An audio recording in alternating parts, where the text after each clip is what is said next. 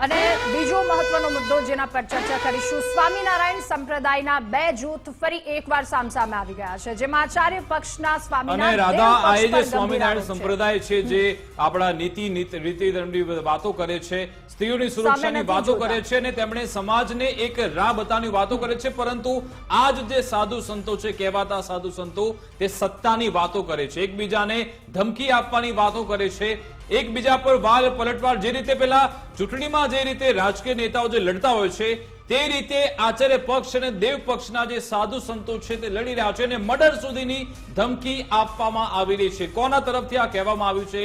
વિવેક સ્વરૂપદાસજી તરફથી એવું કહી રહ્યા છે કે હવે સત્તાનું પ્રેશર લાવવું જરૂરી છે, મર્ડરની વાતો થઈ રહી છે.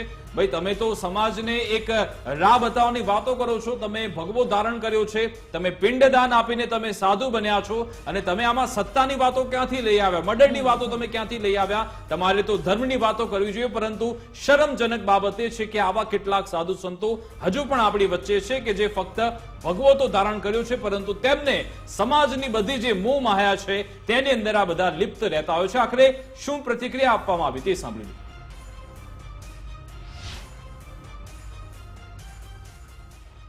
યાદ રાખજો, ભગવાન સ્વામિનારાયણની સ્થાપેલી પ્રણાલિકાને તોડી છે, સિદ્ધાંતને તોડ્યા છે, એ રીતે પોતાના મનના સંકલ્પો, દુષ્કૃત્યો કરવાના સંકલ્પો પૂરા કરવાને માટે આ ભગવાનના સ્થાપેલા સિદ્ધાંતો તોડ્યા છે.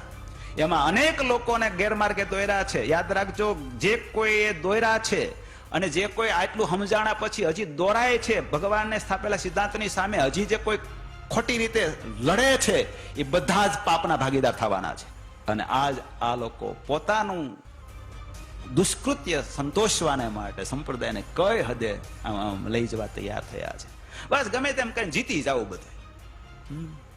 ચૂંટણી લડીને જીત્યું, ચૂંટણી લડીને કાવા દાવા કરીને જીતીએ તો કાવા દાવા કરીને ગમે તે રીતે આમ તેમ, કારણ કે પહોંચ બહુ થઈ ગઈ લાંબી, એટલે ત્યાંથી ગમે એટલા પ્રેશર કરે નહીં, પણ ગમે તે રીતે બધું હાથમાં લઈ લેવું. બાપ અહીંયા બધું હાથમાં લીધે કાંઈ વળશે નહીં, ઉપર ઓલો બાપો બેઠો બેઠો જોવે છે. આ બધું કરવા માટે સંપ્રદાયને ગુમરાહ કર્યો અને 20 વર્ષથી ગુમરાહ કરી રહ્યા છે. સંપ્રદાયને 20 વર્ષથી ગુમરાહ કરી રહ્યા છે. કોઈ સંપ્રદાયને કોઈ આશ્રિતને હક ન લેવા દીધું.